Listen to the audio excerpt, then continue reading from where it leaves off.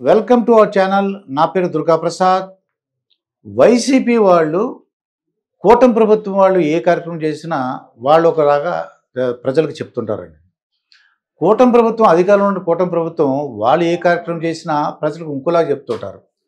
సామాన్య ప్రజలందరూ కూడా చాలా అంటే ఏది కరెక్టు వైసీపీ వాళ్ళు చెప్తున్నప్పుడు వాళ్ళు చెప్పిందే కరెక్ట్ అనిపిస్తుందండి. కూటమి ప్రభుత్వం చేసే కార్యక్రమాలు కానీ వాళ్ళు చెప్పే విధానం కానీ వాళ్ళది చూస్తే వాళ్ళకి ప్రజలకు కూడా ఇది కూడా కరెక్ట్ అనిపిస్తుంది. యాక్చువల్గా ప్రజలకి ఏంటి యాక్చువల్ ఫ్యాక్ట్ అసలు ఇద్దరు ఏమనుకుంటున్నారు? ఒక కార్యక్రమం తీసుకుంటే వైసీపీ వాళ్ళు ఏమనుకుంటున్నారు, కూటమి ప్రభుత్వం ఏం చెబుతుంది? ఉదాహరణకి డిప్యూటీ సీఎం పవన్ కళ్యాణ్ గారు శేషాచల అడవుల్లో పెరుగుతున్నటువంటి ఎర్ర చందనం గురించి ఆయన మాట్లాడుతూ ఏం చెప్పారంటే, అసలు ఈ ఎర్ర చందనం ఎలా వచ్చిందంటే మనందరూ తెలిసిన కథే. శ్రీ మహావిష్ణువు భూలోకానికి వచ్చినప్పుడు ఆయన ఒక పుట్టలో ఉండగా ఆయనకు ఆహారంగా ఆవు పాలు ఇవ్వడం, ఆ యొక్క ఆవు యొక్క యజమాని వచ్చి ఆవును కొట్టబోతుంటే శ్రీ మహావిష్ణువు నిలబడి ఆ దెబ్బము తనకు తగిలించుకుంటే రక్తం కారింది, దాని నుంచి ఎర్రచందనం వచ్చిందని చెప్పేసి పవన్ కళ్యాణ్ గారు చెప్పారు. అందువలన అది ఇది చెప్పినట్లయితే అలాగే వైసీపీ అధికారంలో ఉన్న 5 సంవత్సరాల పాటు ఈ ఎర్రచందనం చాలా చెట్లు కొట్టివేయబడ్డాయి. సుమారు 8,000 నుంచి 10,000 కోట్లు 8,000 కోట్ల నుంచి 10,000 కోట్లు విలువైనటువంటి ఎర్రచందనం అక్రమ రవాణా జరిగింది. అంటే గవర్నమెంట్కి రావాల్సిన ఆ రాబడి ఎవరికో వెళ్ళిపోయిందని చెప్పేసి ఆయన పవన్ కళ్యాణ్ గారు ఒక ప్రెస్ మీట్లో చెప్పారండి. ఇది చెప్పేసరికి ఇక వైసీపీ ప్రభుత్వం ఏముంటుంది, ఓకే మీరు పవన్ కళ్యాణ్ గారు మీరు కూటమి ప్రభుత్వం వచ్చిన తర్వాత ఎంతకాలం అయింది, మీరు వచ్చిన తర్వాత మీరేం చర్యలు చేపట్టారు? అయినా ఒక డిప్యూటీ సీఎంగా మీరు మూఢభక్తి ప్రజల్లో మూఢనమ్మకాలు వచ్చేలాగా ఇలాగ మాట్లాడారు ఏంటి? వాళ్ళు ఏమంటారంటే వైసీపీ వాళ్ళు ఈ ఎర్రచందనం శేషాచల అడవుల్లో పెరగడానికి గల కారణాలు ఏంటంటే అక్కడున్న కూలింగ్ కానీ ఎత్తైన ప్రదేశం కానీ అక్కడున్న వాతావరణానికి అటువంటి క్వాలిటీ వచ్చింది. ఆ ఎరుపు రావడానికి గల కారణం ఒక కెమికలు.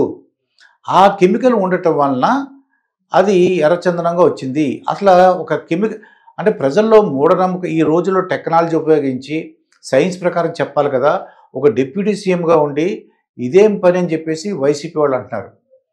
వైసీపీ చదివినట్టు డిప్యూటీ సీఎం గారు ఏమన్నారు, ఇలా కాదు, ఇది అంతా మొత్తం అక్రమ రవాణా జరిగింది, ప్రజలకు చెందవలసిన డబ్బులంతా కూడా అది ఎవరో డబ్బులు ఎత్తుకుపోయారు, దాని దర్యాప్తు చేస్తున్నాము. ఇంకా ఆ శేషాచల అడవుల్లో ఆ చెట్లు పెరగడానికి పెద్ద పెద్ద చెట్లు అసలు యాక్చువల్గా అన్నీ కొట్టివేయబడ్డాయి, పెద్ద పెద్ద చెట్లని మళ్ళీ పెంచడానికి మేము ట్రై చేస్తున్నాము అని చెప్పేసి పవన్ కళ్యాణ్ గారు చెప్పారు. ఇలాగా ఇంకోటి చెప్తున్న పవన్ కళ్యాణ్ గారు ఏం చెప్పారు, ఇది ఒక వక్ఫ్ బోర్డు అని ఉంది, అది సనాతన బోర్డు కూడా పెట్టాలని చెప్పేసి ఆయన మళ్ళీ ప్రపోజల్ తీసుకొచ్చారండి. అంటే వక్ఫ్ బోర్డు అనేది ఉంది మనకి, ముస్లింకి ఉంది. అంటే వాళ్ళ యొక్క హక్కులు కానీ విధులు కానీ వాళ్ళ ప్రభుత్వం నుంచి వచ్చే ఆస్తులు ఇవన్నీ కూడా వాళ్ళు సంరక్షిస్తుంటారు. అలా సనాతన బోర్డు కూడా పెట్టాలని చెప్పేసి పవన్ కళ్యాణ్ గారు అంటున్నారు. వైసీపీ వాళ్ళు అంటారు ఇదంతా కూడా స్టంటు, ఈయనేం వర్క్ చేయట్లేదు, మళ్ళీ ప్రజల్లో ఈయన గురించి మంచి చెప్పుకోవాలి, మంచిగా ఈయన గురించి మాట్లాడుకోవాలి పవన్ కళ్యాణ్ గురించి. అందుకు వీళ్ళు మళ్ళీ ఏం చెప్తున్నారు, ఈ ప్రజల్లో మూఢనమ్మకాలు మూఢభక్తి ప్రబలేలాగా వచ్చేలాగా పవన్ కళ్యాణ్ గారు చేస్తున్న చర్యలు ఎలా ఉన్నాయని చెప్పేసి అంటున్నారండి. ఇక కూటమి ప్రభుత్వం ఎన్ని లక్షలు 3 లక్షల మందికి గృహప్రవేశాలు చేసినాయి. చంద్రబాబు నాయుడు గారు చెప్తున్నారు మాట, ఏమని, ఇలాగ 3 లక్షల మందికి మేము ఈ గృహప్రవేశాలు చేశామని చెప్పేసి. వైసీపీ వాళ్ళు అంటారు ఏంటి మీ క్రెడిట్ ఏంటి, అదంతా ఎవరిదనుకుంటున్నారు, ఆ ఇంటికి కాల్చిన అది స్థలం ఎవరిచ్చారు, మా జగనన్న ఇచ్చారు, దానికి కొంత సహాయం చేశారు, వాళ్ళు ఇల్లు కట్టుకున్నారు, మొత్తానికి ప్రారంభోత్సవానికి మీరు క్రెడిట్ కొట్టేస్తున్నారు అని చెప్పేసి వైసీపీ వాళ్ళు అంటున్నారండి. మీ వైసీపీ గవర్నమెంట్లో ఉన్నప్పుడే మీరు ఎందుకు 3 లక్షల ఇల్లు గృహప్రవేశం చేయలేదని చెప్పేసి కూటమి నాయకులు అంటుంటే వీళ్ళు ఇలా అంటున్నారనేది. అయితే ఏదేమైనా సరే అందరూ అర్థం చేసుకోవాలి.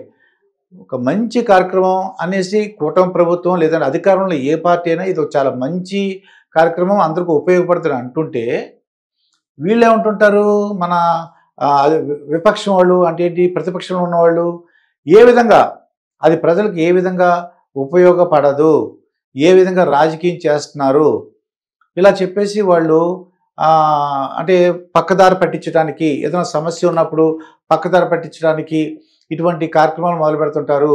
ఏదో నెయ్యి అని చెప్పేసి, కల్తీ నెయ్యి అని చెప్పేసి, లేదంటే వాళ్ళు డబ్బులు ఎత్తుకుపోయారని చెప్పేసి ఇలాగ ఏదోటి అరెస్టులు చేయడం, జోగి రమేష్ గారిని అరెస్ట్ చేయడం, చెవిరెడ్డి భాస్కర్ రెడ్డి గారిని అరెస్ట్ చేయడం, మిథున్ రెడ్డిని అరెస్ట్ చేయడం, ఇవన్నీ ఏంటంటే ఒక వ్యవహారాన్ని పక్కదారి పట్టించడానికి. ఏదో రైతుల సమస్య ఉంటుంది, లేదా తుఫాను సమస్య ఉంటుంది, అవన్నీ కూడా ప్రజలు ఆలోచించకుండా, అలాగే వైసీపీకి సంబంధించినటువంటి మీడియా దాని మీద ఫోకస్ చేయకుండా ఏదో డైవర్ట్ చేశాం అనుకోండి. మొత్తానికి జోగి రమేష్ గారిని అరెస్ట్ చేశారు. ఇంకా మొత్తం జగన్మోహన్ రెడ్డి గారికి సంబంధించినటువంటి మీడియా అంతా కూడా జోగి రమేష్ గురించి మాట్లాడుతుంటారు. ఆ విధంగా ఒక విషయాన్ని పక్కదారి పెట్టించడానికి డైవర్షన్ పాలిటిక్స్ అని చెప్పేసి వైసీపీ వాళ్ళు ఉంటే, లేదు ఉన్న మాటే మేము చేశాము, వాళ్ళు చేసిన అన్యాయాలు అక్రమాలు, ఈ మద్యం కల్తీ అలాగే నెయ్యి కల్తీ ఇవన్నీ చేశారు కాబట్టే మేము తగిన చర్యలు తీసుకున్నాము, సిట్టు బృందం వేసామని చెప్పేసి ఈ కూటమి ప్రభుత్వం చెప్తుంది. మరి ఇక నేను ఇటువంటి వీడియోలు ఏం చేద్దాం అనుకుంటున్నానంటే ప్రజలకి ఈ రెండు కూడా చెబుదాం అనుకుంటున్నాను. అధికార ప్రభుత్వం చేసే కార్యక్రమాలు ఏమిటి, దీని గురించి వైసీపీ వాళ్ళు ఏమనుకుంటున్నారు, పవన్ కళ్యాణ్ గురించి చెప్పినటువంటి శేషాచల అడవులటువంటి ఎర్రచందనం గురించి, 3 లక్షల ఇల్లు గురించి, వీళ్ళు 3 లక్షల ఇల్లు అలాగే అది ఎర్రచందనం గురించి చెప్పాను. ఇటువంటి విషయాలు ఇద్దరు ఏమనుకుంటున్నారు చెప్తాను. మేధావులు అయితే ఏది కరెక్టు ఏదో ఒకటి చెప్పడానికి ట్రై చేస్తారు. నా ఉద్దేశం ఏంటంటే ఇద్దరు చెప్పిన విషయాల్ని ప్రజలందరికీ చెప్పాలని నా కోరిక మాట. మరొక వీడియోతో మీ ముందుంటాను. మీ మాస్టర్ దుర్గా ప్రసాద్.